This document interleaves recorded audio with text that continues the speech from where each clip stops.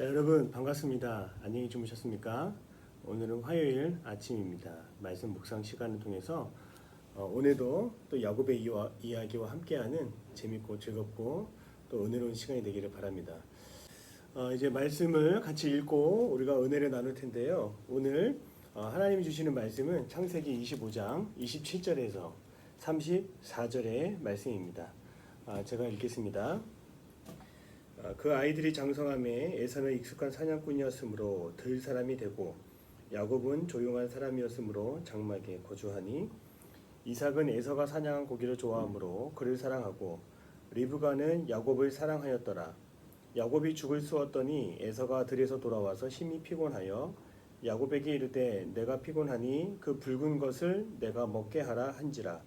그러므로 에서의 별명은 에돔이더라. 야곱이 이르되 형의 장자의 명분을 오늘 내게 팔라.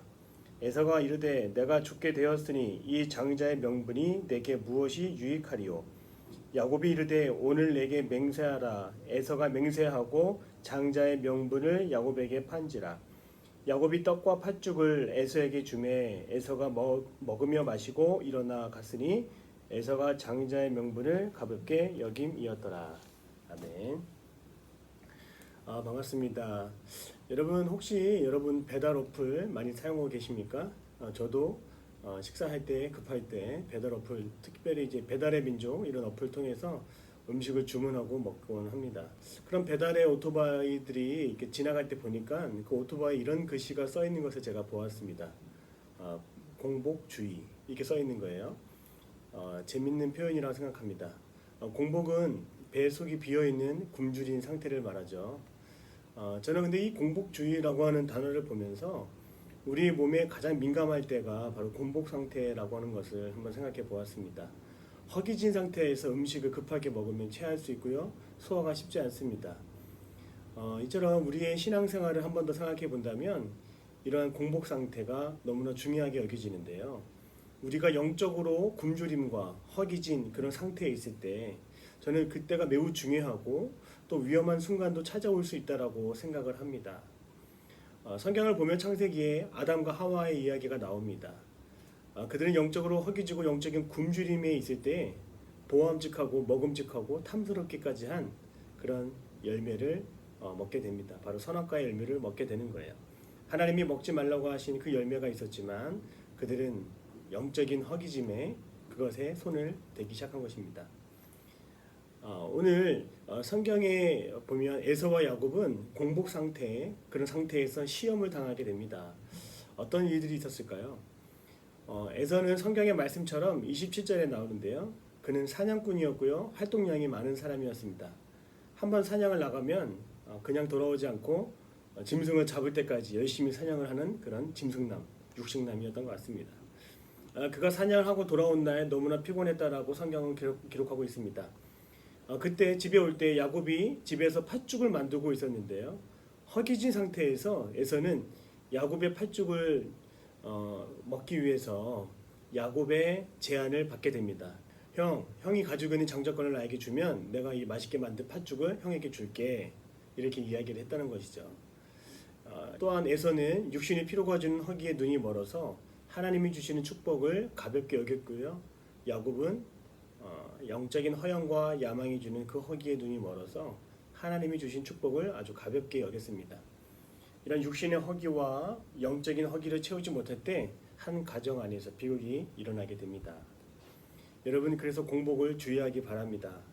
배고프다고 간절하다고 아무거나 손대고 아무거나 집어먹고 아무거나 꿀꺽하다 보면 탈이 나게 되어 있습니다.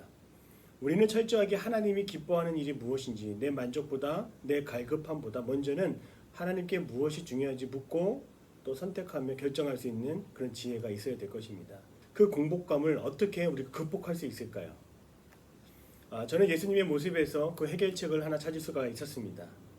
예수님께서는 광야에서 무려 40일간 금식하며 기도하셨습니다. 금식하셨습니다. 40일 동안 공복 상태를 유지하셨습니다. 그때 예수님도 육신적으로는 매우 힘드셨을 거예요. 그때 그 틈을 노리고 사단 마귀가 와서 예수님을 시험하고자 합니다. 사단 마귀는 예수님을 세 가지의 시험 과제를 주고 예수님을 넘어뜨리려고 했습니다. 예수님은 돌을 떡으로 만들라고 하는 그 사단 마귀의 시험을 받았습니다. 또한 사단 마귀는 예수님 보고 성전 꼭대기에서 뛰어내리라고 하셨죠. 또 마지막으로 사단 마귀는 자기에게 절하라 이렇게 얘기했습니다. 예수님은 세상 부와 명예를 다 준다고 하는 그 마귀의 시험에 넘어가지 않았습니다. 공복 상태, 굶주림, 허기짐의 상태에서도 결코 마귀의 시험에 넘어가지 않았습니다. 왜 그럴까요? 예수님은 매 순간 시험의 문제마다 공복 상태에서 쉽게 마음을 내주지 않고 말씀으로 그 모든 문제를 물리쳤던 것입니다. 우리가 영적인 공복 상태에 찾아오는 그런 위기를 우리도 극복하기 위해서는요, 늘 우리가 언제나 하나님의 말씀으로 우리의 허기를 채우고 있는 상태가 되어야 됩니다. 사람이 떡으로 살 것이 아니요 하나님의 입으로 나오는 말씀으로 살 것이라. 또 주 너의 하나님을 시험하지 말라. 예수님이 하신 말씀은 다 성경에 기록된 말씀들이었습니다. 신명기 8장 3절의 말씀들이었습니다. 오늘 이 아침에도 하나님이 차려주신 구원의 식탁이 있습니다. 영혼의 양식에 가득한 식탁이 있습니다. 오늘 이 새벽 아침 하나님은 저와 여러분을 그 구원의 식탁으로 초대해 주십니다. 하나님의 말씀으로 승리하는 하나님의 사람이 다 될 줄로 믿습니다. 함께 기도하겠습니다. 사랑해 주님 감사합니다. 육신적으로 영적으로 허기지고 메말라가는 아버지 하나님, 이 암울한 시대에 하나님의 오직 말씀으로 우리의 삶을 채워가게 하여 주시옵소서. 아담처럼 하와처럼 모함직하고 탐스럽게 보이는 것들이 너무나 많은 오늘날의 시대입니다. 그러나 우리가 우리의 마음속에 하나님이 주신 말씀으로 분별력이 있게 하여 주옵시고, 때로는 야곱과 에서처럼 자신의 욕심과 야망을 위하여 헛된 것에 손을 대지 않도록 주님 역사하여 주시옵소서. 우리의 영혼을 그 다른 것에 넘기지 않도록 인도해 주시고, 하나님의 약속의 말씀을 늘 붙잡고 살아갈 수 있는 우리 대림의 모든 청년들 되게 하여 주시옵소서. 하루하루 지날 때마다, 특별히 여름 수련회를 보내는 순간마다 하나님 언제나 함께하여 주셔서 말씀으로 충만한 하루하루 되게 하여 주시옵소서. 하나님께서 함께하여 주심을 믿사오며 예수님의 이름으로 기도드립니다. 아멘.